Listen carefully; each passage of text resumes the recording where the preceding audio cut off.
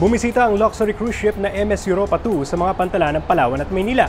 Ang naging pagtigil ng barko sa Pilipinas, panoorin sa pagronda ni Maika Padul.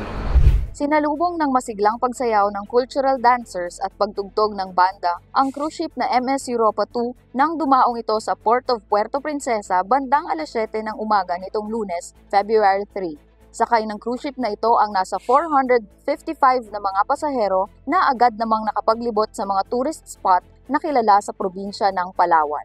Kita ang excitement ng mga turista na lumibot sa Talaudyong Beach bilang parte ng kanilang bike tour.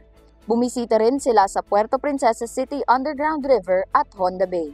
Bandang alas 5 ng hapon ay naglayag ang MS Europa 2 patungong Coron, Palawan. Ika-6 ang barkong ito sa 19 na cruise ship arrivals na inaasahan ngayong taon sa lungsod ng Puerto Princesa. Nasumunod lamang sa mga barkong MS Norwegian Sky at MS Seabourn Angkor.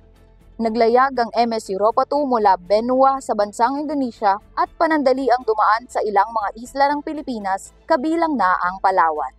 Huling destinasyon nito sa bansa ang Manila South Harbor kung saan dumaong ang barko noong Miyerkules, February 5 bago ito maglayag patungong Hong Kong.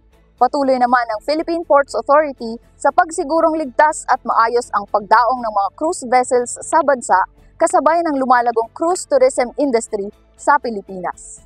Mula PMO Palawan, ako si Maika Padul para sa PPA TV.